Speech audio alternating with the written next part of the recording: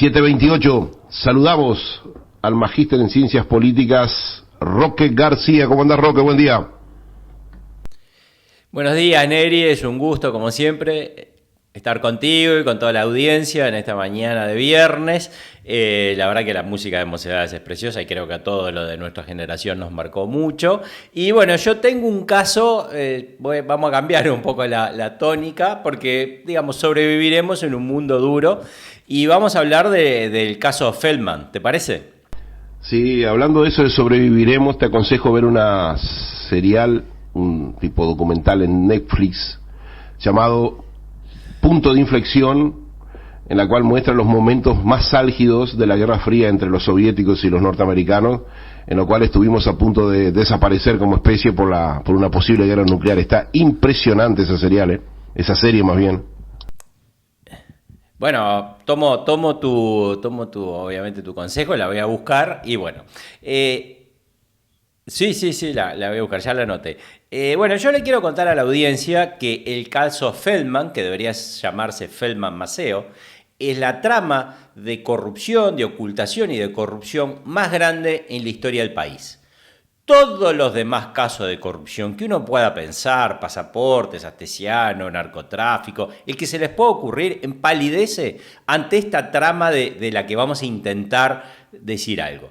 Y el hecho de que hoy no se hable del caso Feldman-Maceo y que nadie lo diga y que haya quedado ahí, demuestra que las personas que lograron esta maniobra de ocultación siguen siendo poderosas y siguen manejando las piolas del poder, como para que la ciudadanía, a 15 años de lo que pasó, no tengamos ni idea, y que la versión oficial, escuchen esto, la versión oficial era que Saúl Feldman estaba loco.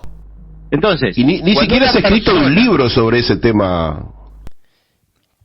No solamente no se escribió un libro, sino que cuando se hicieron algunas investigaciones, una es la que hace Lesa, ¿no? El periodista Lesa, que la pueden encontrar en internet, y que él dice, cuando yo la estoy haciendo, me amenazaron, me siguieron en la interbalnearia. Es decir, es evidente para todos nosotros que los que manejan los resortes de poder, que lograron eso en el 2009, lo siguen manejando los resortes de poder hoy, 15 años después. Entonces, el caso Feldman-Maceo no es un caso a pasado, es un caso a pasado, presente, y es un caso a futuro. Hay muchísimo. En la campaña electoral, o sea, al final de la campaña electoral, el 2009, recuerdo, en Estado Situación Televisión, el doctor Jorge Valle fue de los que más denunció el caso Feldman y prácticamente nadie le daba bolilla. Claro, lo interesante, que ahora lo vamos a ver, no todo el mundo tiene por qué saber de caso Feldman, así que yo voy a hacer una pequeña introducción de datos. A los que les guste más, cuando suba esto al canal de YouTube, o sea, que yo subo estas entrevistas, voy a poner también los enlaces a toda la demás abundante pedacitos de información que hay el tema. Pero para los que no conozcan nada, les vamos a contar que hace 15 años, un 2 de octubre, una persona va a Tres Cruces con un paquete medianamente pesado y lo manda por agencia central a la casa de Miriam Maceo. Ese paquete, cuando llega el otro día a las 3, el 3 de mañana, se lo da, una persona viaja en la camioneta, se lo dan, ella entra a la casa, lo abre y cuando lo abre es una bomba. Esa bomba no solamente la mata, lamentablemente, sino que prácticamente derrumba la casa. La casa después no sirvió para más nada. Para que se hagan una idea del tipo de explosión. Vuela una pared interior y termina hiriendo gravemente a un amigo del hijo que justo ese día se había quedado a dormir porque su hijo se había ido a una clase de inglés. O sea que quizás lo que planificaron el asesinato no pensaron que hubiera otra víctima. El paquete, hay que entenderlo, lo dejaron en Tres Cruces toda la noche, podría haber sido una masacre en Tres Cruces, viajó en una camioneta y se llegó y lo mata. La bomba está súper bien hecha, muy bien hecha, porque aguantó todo el viaje, y es muy poderosa. No cualquiera hace una bomba de ese estilo. 3 semanas después, o casualidad, en la calle Elba hay un incendio en el cual los vecinos llaman a los bomberos cuando llegan ven un arsenal enorme de 1040, entre 740 y 1040 armas, nadie sabe cuántas armas había, porque a partir de ese momento se hace presente una serie de personajes que van a intentar ir encubriendo esta historia. se hace presente el juez de crimen organizado de ese momento, después fiscal y ahora una persona que pretende seguir en el poder, que es Díaz. Uno de los fiscales después de ese caso, casualmente, va a ser Percivale. Y entonces empiezan a investigar, aparece una boleta de una veterinaria, terminan yendo a la casa de Shangri-La del contador Saúl Feldman. Feldman, cuando se da cuenta que está rodeado, mata a un agente de la policía, lamentablemente, que debe ser la última víctima de los Tupamaros, ¿no? Y muere. Lo rodea la policía, lo dejan toda la noche, no entran durante la noche, los testigos dicen que se sentía que destruía cosas, que quemaba, que esto, que el otro. Al otro día de mañana entran y en un episodio, por decirlo poco, confuso, algunos dicen que suicidó, otro que dice que tenía el cadáver muchos tiros, pero el que entra es el teniente Clavijo, de la Guardia Republicana.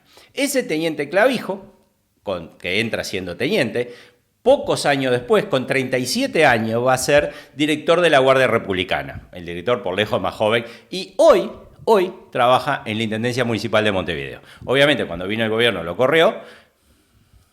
Entra teniente y sale director, qué grande, ¿eh?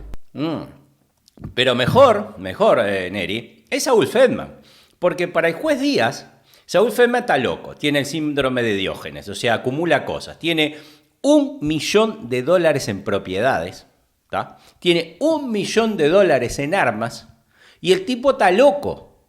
Entonces, si un loco nace pobre y muere con $2 millones de patrimonio, que me traigan ese loco. O sea, solamente los uruguayos nos creemos esa historia. Es más, los uruguayos no nos la creemos, pero es la historia oficial.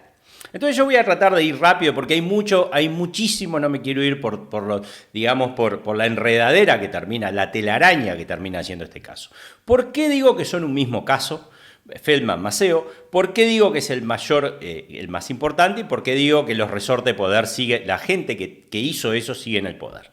Es el mismo caso porque Miriam Maceo, asesinada, acababa de ganar un juicio en el cual iba a poder tener el nombre de su padre, que la había concebido fuera del matrimonio. Este Maceo que ella había tenido, su padre, los dos hermanos Maceo, eran tupas, habían estado presos en la parte de finanzas del MLN. Y se decía, lo dice la prensa, todo lo podemos decir, que este Maceo tenía una herencia de cerca de $1 millón. Otro loco, otro tipo que nace pobre y muere con una herencia de $800.000, $900.000, es lo que dice la prensa. Todo esto está en internet, todo esto cualquiera lo puede buscar. Parece que cuando ella quiere reclamar el nombre, se pone en la idea de reclamar parte de ese dinero que estaba a nombre de su padre. Pero ¿qué pasa? Todo parece ser que el padre no era el dueño de la plata, sino era el testaferro de esa plata. Entonces, cuando ella posiblemente cuando la quiso recuperar, lamentablemente la asesinaron. Y 3 semanas después sucede lo de la calle Elba. Entonces, ¿por qué digo que es el mismo caso? Por matemática simple.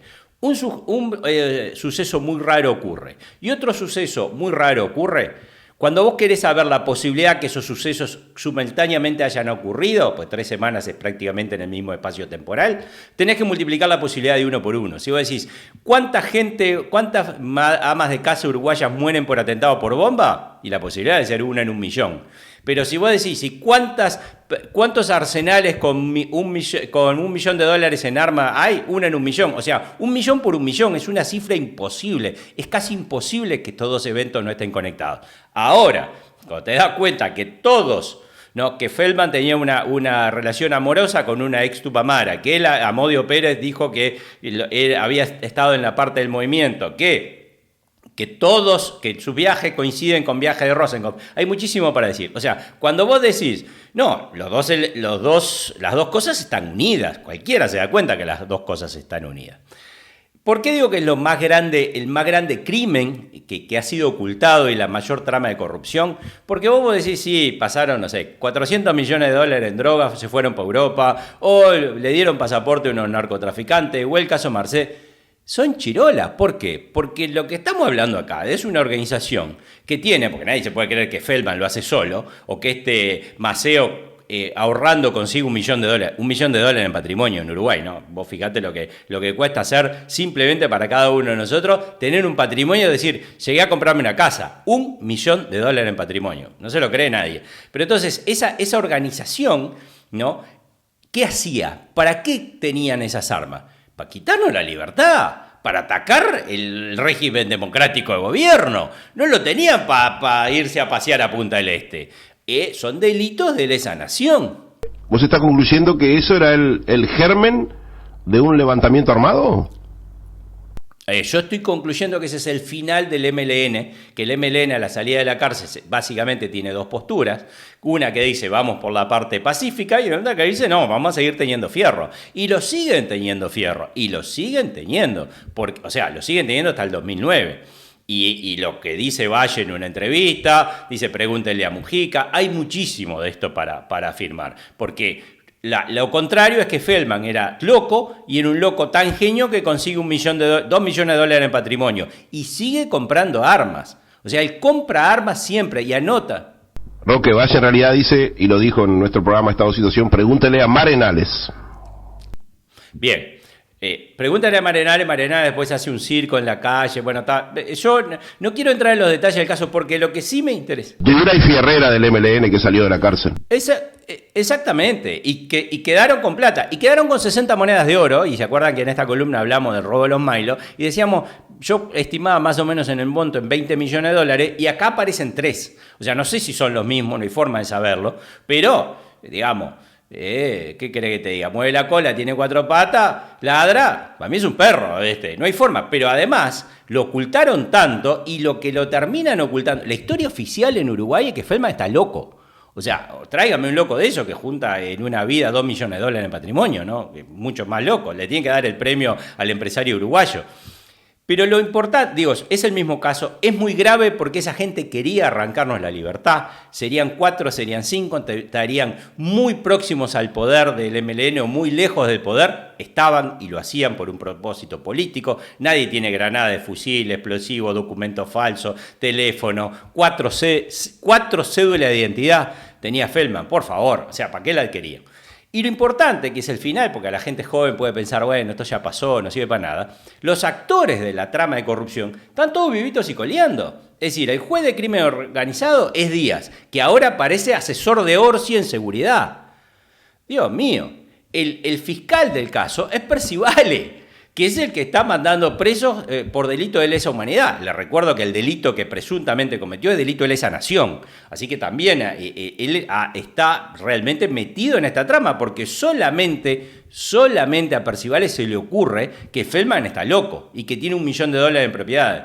Solamente a él. Y el teniente que entra es Clavijo, que hace una carrera meteórica en la policía y con 37 años es el jefe de la Guardia Coso, y cuando se va, porque obviamente el gobierno nacional cuando llega lo corre, lo contrata la Intendencia Municipal de Montevideo. ¡Qué casualidad, Neri! ¿Vos te das cuenta? ¡Qué cosa loca! El tipo era tan competente que ahora trabaja para la Intendencia.